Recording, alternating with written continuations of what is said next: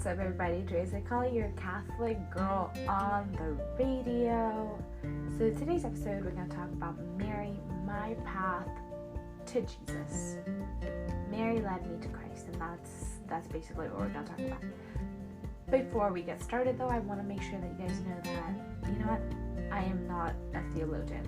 It's just, I do not have like a sophisticated Catholic education. I read, and that's a good thing, but and I think everyone should read, really. But I'm not like a noted theologian or anything like that. All I am is just a simple girl who fell in love with God. Really, that's it. I have nothing but a small story to share, and I do that, quite frankly, in hopes that maybe somewhere out there, there's someone that will seek out the same treasure that I have. And it's this treasure of Christ and him giving himself for us. It is absolutely the best thing that I have ever received. He's with me all the time, and he's with you all the time, and that's the thing about him, really.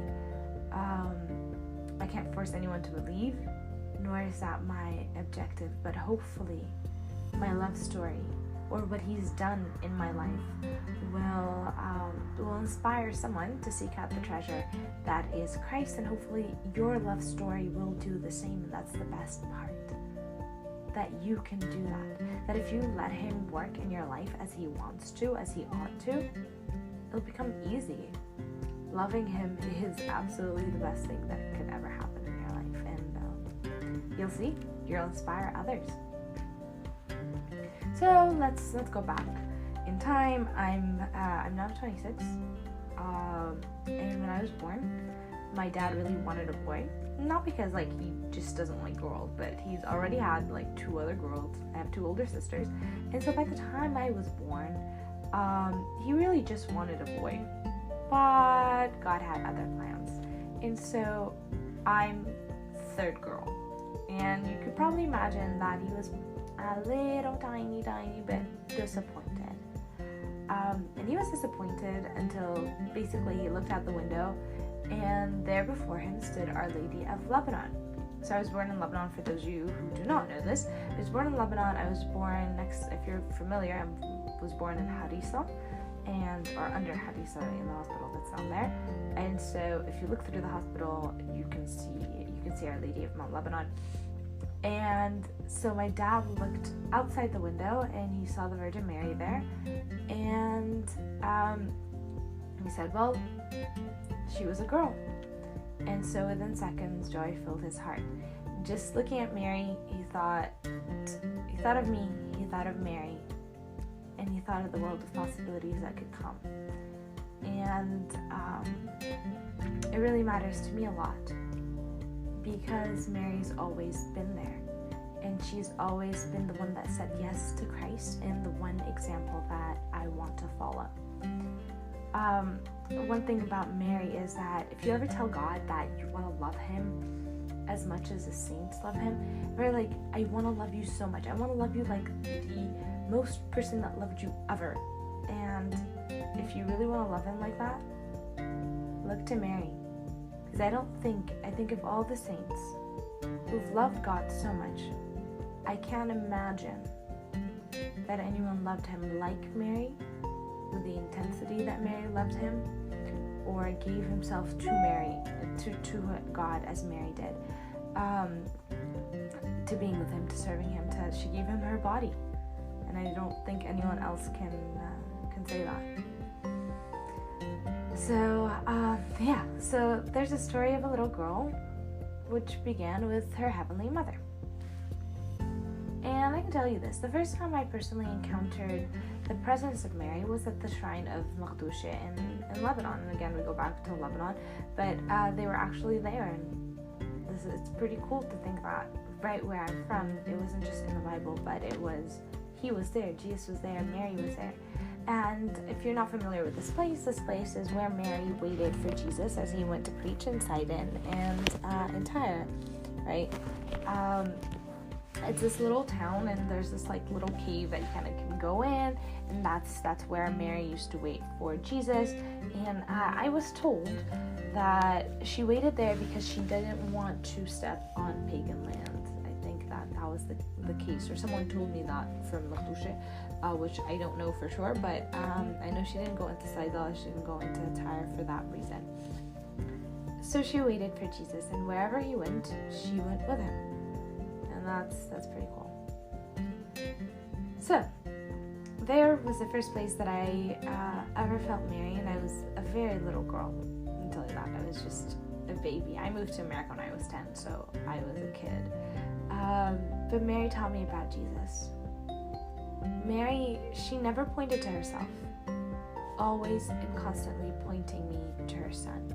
And for those who don't like Mary or think we worship Mary, we don't.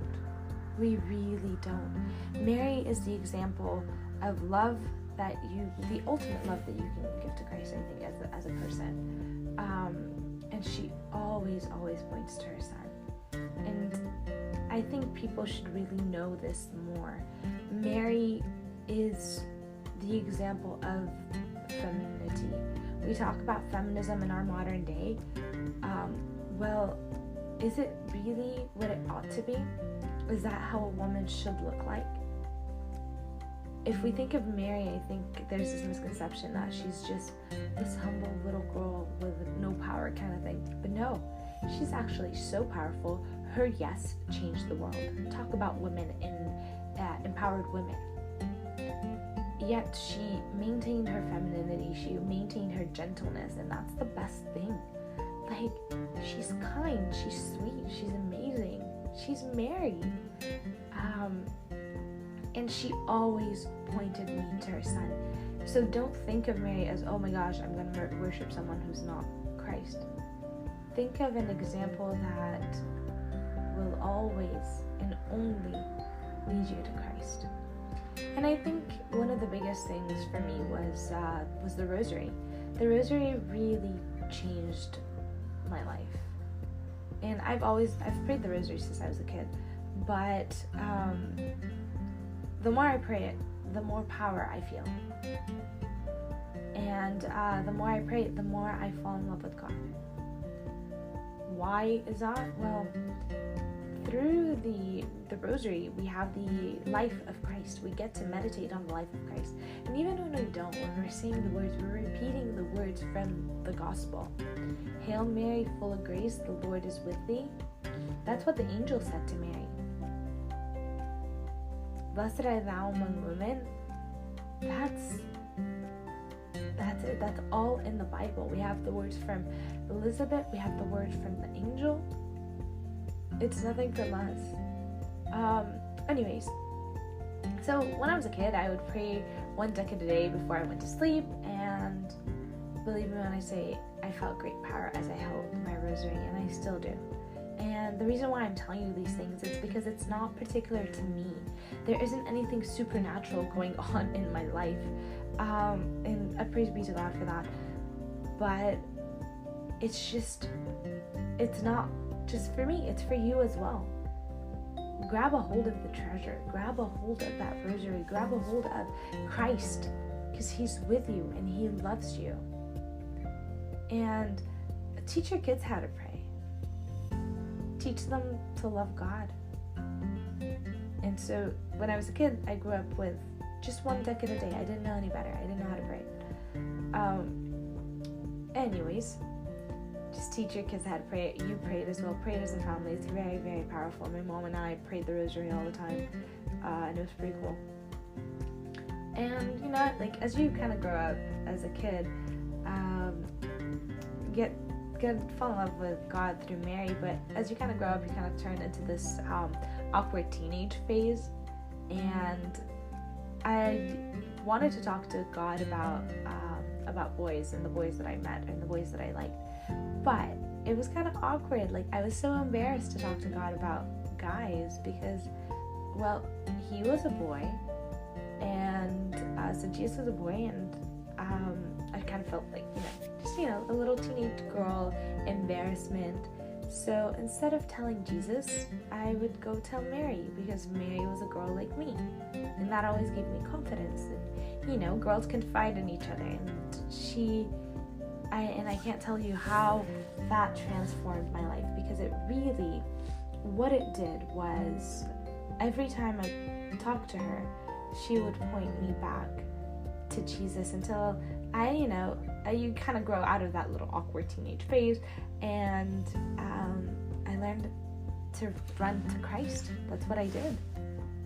So I trusted my mother Mary with all my secret, and she pointed me all the more to the Bible, and she took my prayers straight to God. That's what she did. And so it is with you. If you're looking for a mother to talk to, someone to confide your secrets in, someone to love, someone to just that sweet motherly touch, Mary's the one. Mary's the one. And don't worry about her trying to steal the limelight. She's not going to do that. She will always, I've said this like a billion times throughout this podcast today, or throughout this episode today, but she will always point you to Christ. So Mary, my mother, my confidant, that's who she became. And I grew up and I realized that I could tell Jesus everything, and my embarrassment went away. And I actually learned all of this from her. There's another story, so today we're just telling kind of anecdotes about my life. The first time I went to Mass in English, I was 17. Yes, I had grown up in the States, but I never went to Mass in English. You all know that. We have our churches. We go to the Maronite Church. We go to the Melkite Church. Either one, always Mass in Arabic, which is great. And I went to this Mass in English because of Mary. So up until that point, the only place I had felt her gentle touch was in Lebanon. There's a designated location, right? It would be Magdouche. But here, I didn't. I couldn't feel that in the U.S. And there wasn't a designated place, right? Until I went to a church nearby. And I would just go walk there. It was a mile or two from my house. And I'd walk there and I'd talk to her. And one day I was there and there was Mass and it had begun, and so I attended my first Mass in English. That same day, I was given the Eucharist to take up to the altar, which taught me a whole different other lesson all on its own. But I went to that Mass and it transformed my life, because after that I started a little bit later, maybe about a year or so later, started going to daily Mass, and that made the biggest difference in my life. And if you have never been to a daily Mass, go to daily Mass. It's really one of the best things that you can do for your life. Even if you don't go every day, just go one day a week, because it's so quiet and it's so amazing. It's so intimate, It's like seeing your family members, all of them, on Christmas and or once a week, everyone getting together, or going and talking to each person one-on-one, at a lunch, when you grab lunch together or something. That's kind of what daily Mass is, an intimate conversation between us and God. But back to what I'm saying, Mary leads us to Christ. That's why I started going to daily Mass, because she opened that way. So not long after I came to her, I was 17, so now I'm 18, right? Not long after, I came to her in tears, and she guided me once more to God and His words. And so obviously, I was sitting there and I was crying next to the statue of the Virgin Mary, and then I went and grabbed a Bible and I opened it, and it said, "You are fresh water flowing from Lebanon." That's Song of Songs, by the way, Song of Songs 4, the last paragraph of that. I don't remember exactly the verse, but the last paragraph from that book. Anyways, so she said, the Bible said, "You are fresh water flowing from Lebanon." And because of her, because of Mary, I knew that I had a purpose. And this little girl from this little village, this little small town, got the answer she needed and way more.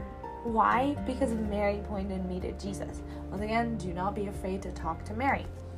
The first time I expressed my desire to attend daily Mass was with Mary. I asked her, her son to open the doors for me. Because of Mary, my relationship with Christ grew. My devotion to her led me to Christ. And this is, let me tell you, so the first time I started attending daily Mass, I told Mary, I'm like, Mama Mary, I want to go to Mass every day except one day. I don't want to go in the morning because I had just finished high school, right? I didn't want to wake up in the morning. What else? I wanted to go in the afternoon. And so the church next to us, they did. They changed their entire schedule. And there it was. Started going to daily Mass. And I just want to tell you that today, even more than before, you find me carrying and praying my rosary, really. It became my weapon. It's basically with me all the time. And today, more than ever, I feel the strength that the little girl felt holding her rosary under her blanket, playing that decade, right? That decade of the rosary. It grew with me, and I grew with it. And I grew because of it. I grew to become the person that I am. And so once again, please teach your children how to pray. Teach your children about Mary, about her effect on the family, and teach them how to pray the rosary. It becomes the greatest weapon anyone could ever hold. This is it's my armor. It's my weaponry. All my life, I've had a bubble around me, and it's because of the rosary. It's because of Mary. One of the reasons, really. I think my favorite prayer that ever created like this bubble around me was the prayer of St. Bridget, the 15 prayers of St. Bridget, which I think I prayed in like 2012. That year, it's a 1 year prayer, 15 prayers a day. It's actually really cool. If you get a chance, check it out. I know we've deviated, but back to Mary. So when Jesus was on the cross, he said to St. John, "Son, behold thy mother." And to Mary he said, "Woman, behold thy son." So there, at that moment, she became my mother, and she became the mother of all humanity. Because, well, if we talk about the disciples, and they are our examples, and we become disciples of Christ, right? That's the essence of it. Well, she became our mother as well, and she hasn't stopped being our mother since then. And again, 100 times over, we do not worship Mary. We do not worship Mary. Just like I don't worship my mom, I love, right? She's great, she's wonderful, but I don't worship her. She's my mom. I love her. So I love Mary with the same love that I love my earthly mother. I love Mary with the same type of love that I love Aithoth. And yes, my mom's name is Aithoth, I know. It's an old Arabic name, but I don't know, she's a champ. She's loved it. And she's amazing. I love you, Mama. Anyways, that love is different from the way I love God. And God is the Alpha and the Omega, the beginning and the end. It differs. She guides me to Him. She guides you to Him. I hope that you found in this episode what you're looking for. I look forward to kind of hanging out with you next week. And yeah. Don't forget to subscribe, to like, to share. If you wanna reach out to us on, if you wanna communicate with me, it's at The Word with Rita, at The Word with Rita on Instagram, on Facebook. And if you want to see my YouTube videos, it's Rita Saikali. I don't know why it took me so long to actually say this. It's just my name and my last name, RitaSaikali. See you next week. Or, yeah, hanging out with you next week. Bye!